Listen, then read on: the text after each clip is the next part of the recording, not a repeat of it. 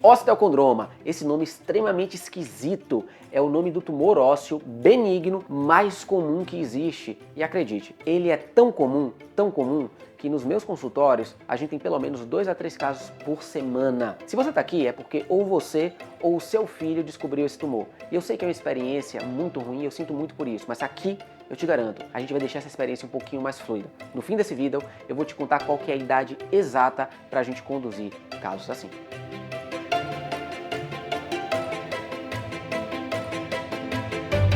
Se tem uma coisa boa, é que o osteocondroma é um tumor benigno. Mas antes da gente começar, me ajuda a ajudar outras pessoas. Deixa seu like, toca o sininho, se inscreve no canal para você receber mais conteúdos assim e juntos a gente conseguir salvar mais vidas. Vamos lá, meu nome é Bernardo Crisóstomo, eu sou ortopedista oncológico, especialista exatamente em tumores do osso e tumores de partes moles. O osteocondroma, como eu falei, é o tumor mais comum que existe dentre os tumores benignos. O que é que ele é? Ele é uma bolotinha de cartilagem que a gente tem na orelha, que cai em um lugar que não deveria cair no osso. Entenda ele assim, uma forma lúdica de explicar. E com o crescimento da criança, o osso cresce. E esse osso, que é o osteocondroma, também vai crescer. Por esse motivo, a idade é crucial na descoberta e evolução do osteocondroma. Tipicamente, ele é um tumor descoberto em pacientes de 10 a 14 anos de idade. Esse é o momento da descoberta. Mas existem alguns pacientes que têm a doença múltipla, que aparece osteocondromas em vários lugares do corpo, que é conhecida como esquizostose múltipla hereditária. Ouviu esse nome? Hereditária significa que normalmente ou pai ou mãe também tem a doença. Esses casos são descobertos muito mais cedo. São pacientes de 2 a 5 anos de idade em que o pai ou a mãe, quando está dando banho na criança, percebe uma elevação. E vamos aí à queixa principal. Vocês acham que esse tumor dói? Ele deixa o osso frágil, o osso vai quebrar? Ele começa a beliscar algum nervo? Não. A descoberta desse tumor normalmente é por um caroço indolor, um caroço que não dói. Então, poxa, o paciente começou a perceber uma elevação no joelho, uma coisa estética que está incomodando ele, uma assimetria, um joelho é diferente do outro porque tem um calombo. É isso. É isso. E a grande maioria dos pacientes não sentem dor. Muitas vezes isso é normalizado e não deve ser. Não é normal você ter algo numa perna que você não tem na outra. E o que é que a gente deve fazer? Primeiro, ser muito bem avaliado. Um bom exame físico já me possibilita dizer se isso é um tumor do osso ou de partes moles, de fora do osso, é um carocinho que nasceu. Só com o exame físico eu provavelmente consigo dizer que é um osteocondroma. Na hora que eu ouvir a história do paciente e tocar ele, eu já consigo definir. Mas a gente precisa de exames, né? Vocês gostam de exames, vocês são um problema. Mas vamos lá. Gente, a gente precisa de um exame rebuscado, uma ressonância magnética que é super caro, tomografia, PET-CT, nada disso. O exame que a gente precisa e não abre mão e a gente fecha o diagnóstico se chama radiografia. Raio-x simples, que a gente consegue fazer em qualquer cidade do Brasil. Uma radiografia simples, em 98% dos casos, ela fecha o diagnóstico de osteocondroma. E esses 2% eu deixo para osteocondromas diferentes. Eu vou botar aqui na imagem um tumor de um paciente que cresceu no ombro, ele era bem grande. Inicialmente, esse tumor ele cresceu mais redondinho, então ele passava desapercebido. São casos assim que às vezes a gente lança a mão de outros exames. E qual que é a grande característica do osteocondroma? Então vamos lá, imagina que isso aqui é o seu joelho, tá? Então, esse aqui é um joelho normal, ele é todo redondinho. Foca só na parte branca, que é a parte de osso, tá? Então, o osteocondroma, que é essa radiografia que eu vou mostrar para vocês já já, ele vai surgir, por exemplo, aqui é um exemplo de joelho, um chifrinho aqui, ó. Parece um caule. Isso não era para nascer aí. Isso é muito característico, que praticamente nenhum outro tumor causa isso. Então, normalmente, essa pontinha de osso, ela vai fazer com que o paciente sinta uma elevação. Então, isso incomoda um pouquinho ele, mas principalmente uma alteração estética. Precisamos de biópsia?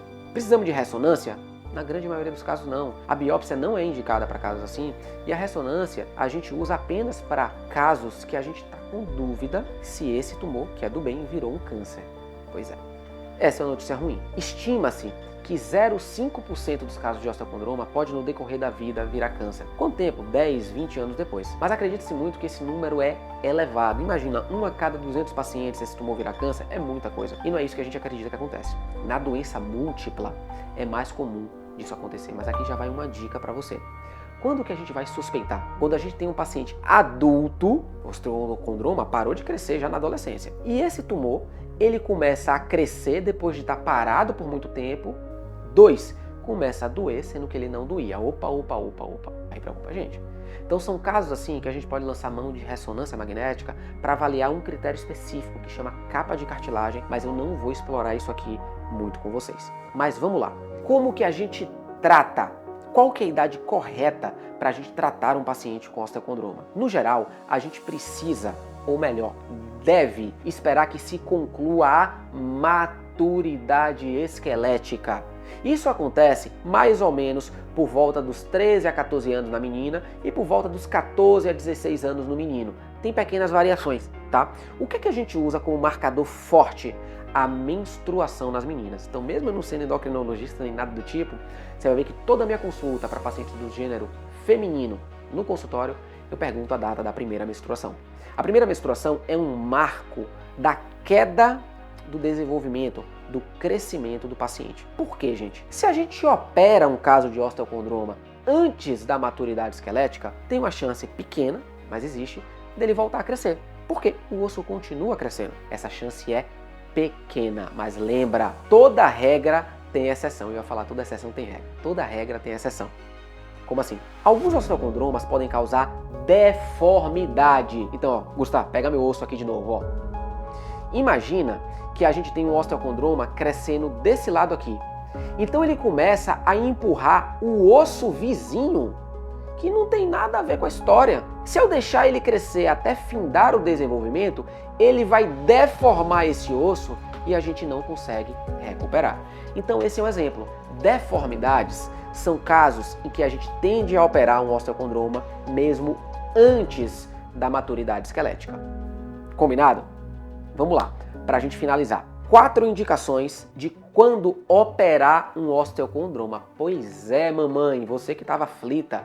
O osteocondroma pode sim ser conduzido sem cirurgia nenhuma. Ele é o tumor mais comum que existe. Imagina, Gustavo, consegue focar aqui no meu braço? Parece que eu tô forte, né? Mas não tô, não. Preciso ir pra academia, gente. Então, ó, um osteocondroma que nasce no húmero, o osso do braço, aqui tem muito músculo. Não é porque eu sou malhado não, tá, gente? Tem muito músculo. Então ele pode ficar escondido e o paciente nem dá conta que ele tá ali. Vai operar pra quê? Então tem muitos casos que a gente não precisa operar. Tudo depende das queixas. Mas a gente precisa acompanhar, porque lembra, ele pode virar um câncer. Quais que são as 4 indicações? Vamos lá. Primeira, o osteocondroma cresceu tanto que esteticamente ele tá feio. Ele está incomodando o paciente. Cosmética é a indicação e isso é extremamente válido. Você não tem noção como para uma criança, para um adolescente, isso impacta na vida, no dia a dia dele. 2. Causar dor. Raramente o osteocondroma causa dor. Mas a gente tem uma paciente, por exemplo, de 27 anos, que ela começou a ter dor em volta do osteocondroma e ele não cresceu. O que é isso? O osteocondroma pode começar a ralar do lado das estruturas que estão do lado, como um músculo. E ali começa a causar um atrito naquele músculo e causa dor, inflamação. Essa é uma das indicações da gente também operar. 3. O osteocondroma começou a beliscar, por exemplo, um nervo, uma estrutura vascular que está do lado. Isso é muito comum na região do joelho, quando pega um nervo fibular. O nervo é que nem um fio elétrico. Ele caminha do joelho até o pé.